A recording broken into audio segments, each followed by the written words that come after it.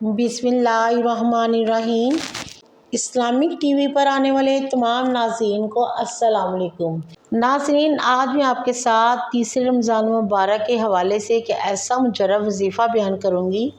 अगर आप उस वजीफ़े को कर लेते हैं तो अल्लाह रब्बुल इज़्ज़त आपकी तमाम हाजात को ज़रूर पूरा फरमाएगा। आपके कारोबार में वुस्अत बरकतें होंगी और आपकी तमाम परेशानियां दूर फरमाएगा। आपने सबसे पहले तो दुरूद इब्राहिमी की एक तस्बीह पढ़कर नबी पाक सल्लल्लाहु अलैहि वसल्लम की बारगाह में हदियतन, तोहफ़तन, नजरानतन, अक़ीदतन पेश करना है।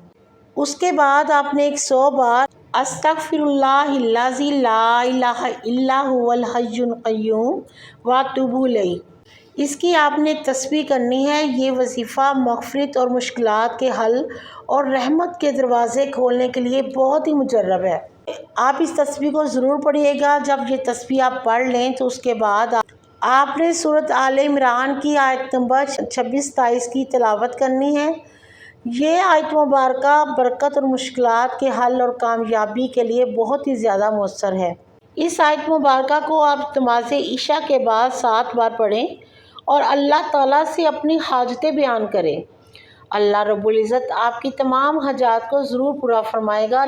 आपने ये अमल कामिल यकीन के साथ करना है और अपने दिल में ये पुख्ता यकीन रखना है कि अल्लाह रब्बुल इज़्ज़त मेरी दुआ को ज़रूर कबूल फरमाएगा।